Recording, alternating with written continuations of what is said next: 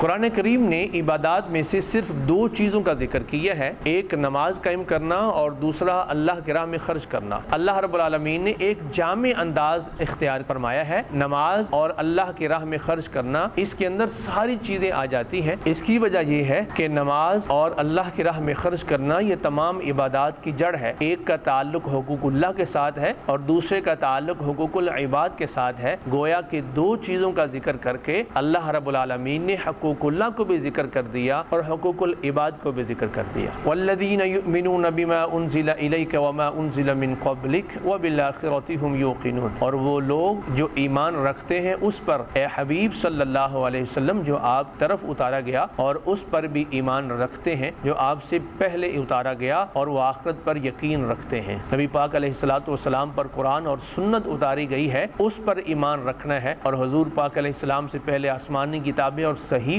اتارے گئے ہیں ان سب پر ایمان رکھنا اس میں شامل ہے۔ وبالآخرۃ ھم یوقنون، اور وہ آخرت پر یقین رکھتے ہیں۔ اس نظام دنیا کی اللہ کے ہاں ایک مدت مقرر ہے، جب وہ مدت پوری ہو جائے گی تو اس نظام کو لپیٹ دیا جائے گا اور ایک دوسرا نظام اس کی جگہ لے لے گا، پھر تمام لوگوں کو اکٹھا کیا جائے گا اور ایک زبردست عدالت لگے گی، ہر نیک عمل کرنے والے کو اس کی نیکی کا اجر دیا جائے گا اور ہر عمل بد کرنے والے کو اس کی برائی کی سزا دی جائے گی۔ یہ دن آخرت کا دن ہے۔ اولئک علی ھدی من ربہم واولئک ھم المفلحون، وہی متقین ہی اپنے رب کی طرف سے ہدایت پر ہیں اور متقین ہی فلاح پانے والے ہیں۔ متقین کو کیا اجر ملے گا؟ متقین کو فلاح اور ہدایت کا سرٹیفکیٹ دے دیا گیا۔ جو تقوی اختیار کرے گا وہ ہدایت بھی پا جائے گا اور وہ کامیابی بھی پا جائے گا۔